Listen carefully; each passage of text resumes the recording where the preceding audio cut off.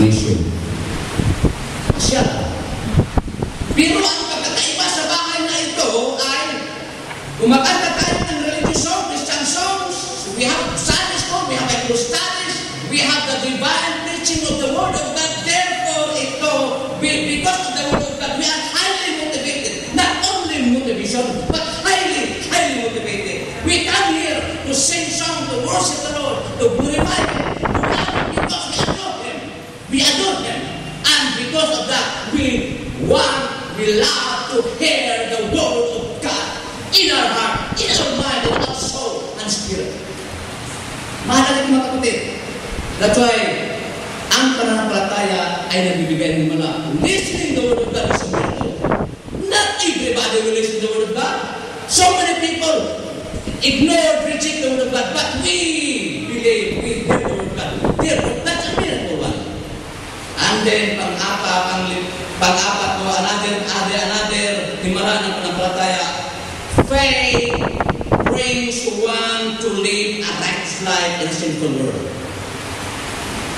We become Christians because of our faith in God. You become born-again Christians because of our faith in God. You cannot live righteously. You cannot be a born-again Christian. You cannot be a real Christian, a true Christian, a genuine Christian without faith in God. You cannot separate the faith in God and being a righteous person, because righteousness comes from Jesus Christ through His Holy Spirit in the Word of God. And then, another himala ng pananampalataya, ang pananampalataya will make us obedient and successful. Ang mga membro ng UCCB, maraming mga mayayaman. Maraming edukado. Pagkalahatan ng Pilipinas yan. Mayroong congressman, mayroong dating President Ramos, mayroong nasa tupok ng mga sekretary ng government. Mayroon. Bakit?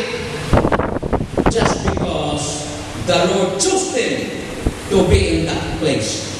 They were successful. And then marami pang mga young people sa ating simbahan magkaroon ng success. So many success in their life. Basta ang mga young people, manatili kayo sa Panginoon. Manatili. Huwag kayong aalis sa Kanya. Sapagkat the time, the moment to depart from Jesus Christ, sino at saan kayo lalapit? Sino makatulong sa atin?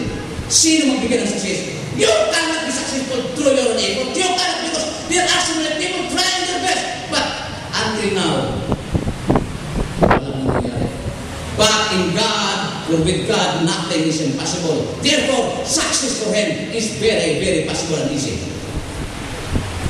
Mga kapatid, pang-lima, the last one, ang pananampalataya ay may kasamang maganda, masagana, at magpulugang buhay. Buhay natin sa Pilipinas, sabi nila, ayaw ko sa Pilipinas. Ayaw ko. Punta ko sa Saudi, punta ko sa Kuwait, punta ko sa Singapore, punta ko sa yan, punta ko ilang kahit kanila, yan, karapatan nila yun. In fact, may hospital na sa Abu Dhabi. Karapatan natin, wala namang masama doon, mga kapatid, wala masama. Pero ang masama, kung sirain mo ng Pilipinas, masama yun. Sarili mo ba sa sirain mo? Although may mga yan ng Pilipinas, siraan ng Pilipinas eh. Pero we're not do that. Sa mga Kristiyano, manatili ka sa Pilipinas, negosyante man, empleyado ka man, o self-employed like me, self-employed, o magpunta sa ibang bansa, ang mahalaga ay mayroon o manatili ang iyong pananampalataya sa Diyos. Sapagkat ang pananampalataya sa Diyos ay may kasamang maganda, masagana, at makahulugang buhay. John chapter 10, verse 10. Jesus came to give us life and have it more abundantly. What kind of abundance Christ was referring? Number one abundance. We have access to spiritual abundance of grace. We can come close to God asking for His grace. Without that, you have no grace. With you only alone, we cannot have grace.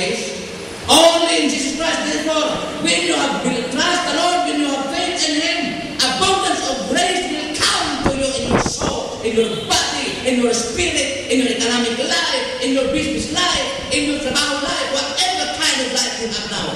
God will give it. You have an access for His abundance of grace. And second abundance is spiritual riches. 2 Corinthians 8:9. Si Kristo na maging mayaman, bumaba at maging mahirap. Mahirap, bakit? Wala siyang bahay. Walang unan. Wala siyang pagkain. Wala siyang pagkain na meron sa kalayan o bigasan. Wala. Hindi negosyo si Kristo. He suffered poverty to make us rich. And then another kasaganaan, we are loved by God unconditionally. Young people are loved. God loves them. Mga kawayan, God loves them. The church council, God loves them. The Lord loves the United Church of Christ in the Philippines from Solo to Ilocos. Each member, each pastor love. They are loved. We are loved by the Lord unconditionally. And then number 3, abundance of grace. You are forgiven by God. Romans 4:17. And then the hope and then the other one is the hope and glory of God belong to us. Ang ating totoo, matibay at matatag na panampalataya sa Diyos ay nagbibigay ng totoong kagalakan, totoong kapayapaan, totoong karangalan, at totoong himala, at totoong masagana at magulgang buhay. Ang relasyon ng mag-asawa ay manatiling matatag at matibay pag ang bawat isa ay mayroong tunay na panampalataya sa Diyos. Ganon din sa relasyon ng mga magulang at mga anak. Relasyon ng bawat membro ng iglesia. Relasyon ng sa bawat kaibigan at lalong-lalo na sa ating relasyon sa Diyos. Ang pananampalataya natin ay isang dahilan na ang puso ng Diyos ay para sa atin. Siya ay maging malapit sa atin. Ang Diyos ay magtitiwala sa atin dahil sa ating pananampalataya sa Kanya. Ang ating pananampalataya ay maraming magagawa. Magkakaroon tayo ng maraming buhay dahil sa ating pananampalataya sa Diyos. Dahil sa pananampalataya si Kristo Jesus na magagawa sa ating buhay, siya ang ating buhay ngayon at magpakailanpaman. Tapusin ko ito sa 2 kwento. Isang 6 na taon, nakaupo sa classroom. Itong teacher na ito, inutusan niya yung na 6 na taon bata. Sabi ng teacher, Tommy, do you see the tree outside? Sabi ng Tommy, yes, ma'am. Teacher naman, Tommy, do you see the grass outside? Sabi ng Tommy, yes, ma'am. Teacher, go outside and look up and see if you can see the sky. Tommy, lumabas at umalik. Yes, ma'am, I saw the sky. Ano naman ang teacher? Did you see God? Ano naman ito? No. Maraming no. Eh wala. So ang teacher naman, that's my point. We cannot say God because He's not there. He just does not exist.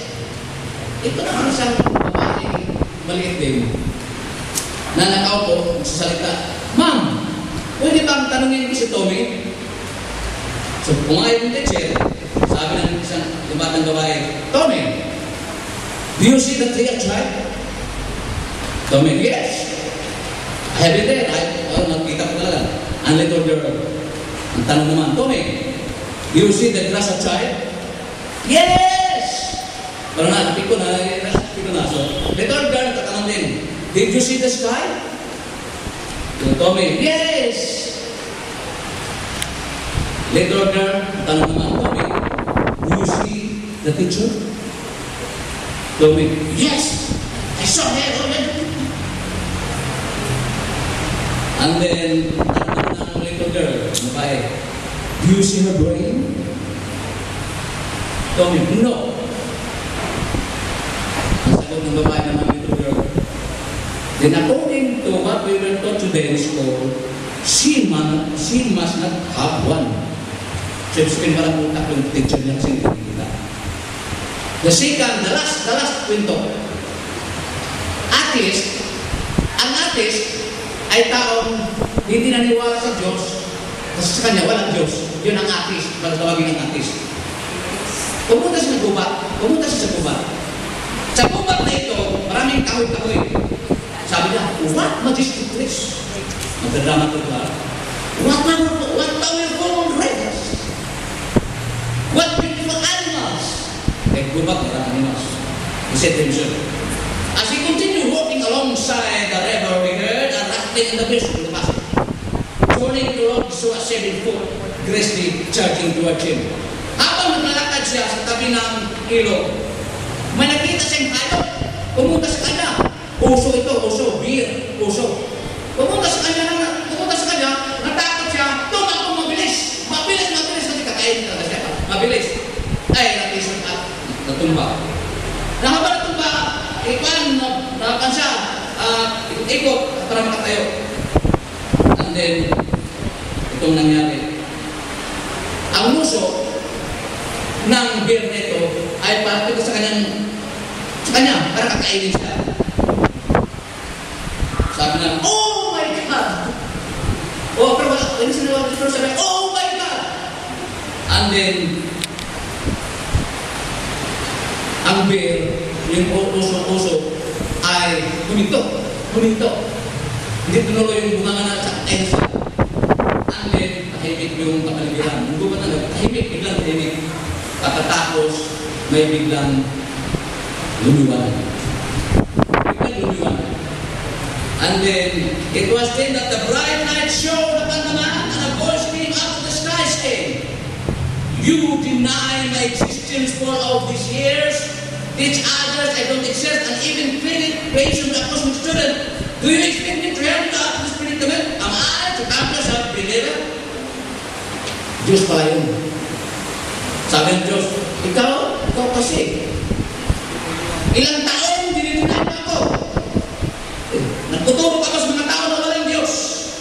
Pagkatapos ngayon ang nandiyan na sa lahi dyan ay lalaki ka na sa akin. Gusto ka bang maging manampalatay sa akin? And then, ang artist na ito ay tinignan na ang ilaw.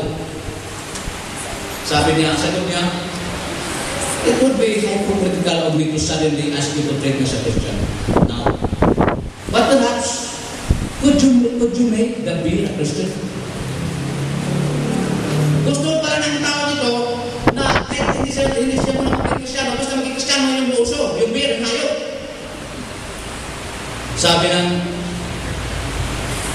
Sabi ng sumagot yung ilaw, very well, said the voice. The light went out and the sounds of the forest resumed. And then the bear, ang muso na ito, palapit na ang muso, ang bibig sa kanya. At nagbawa pa yung bear, nagbawa pa sa tao, nagbawa siya, ang salita, Lord, bless this food, which I am about to receive, and for which I am so thankful. Amen. Nanalangin pa ang bear. Naging Christian ang bear. Well, kapatid, huwag ka naman nalapit sa Diyos na dahil nasa peligro ka. Huwag naman. Huwag mo na hintayin yan.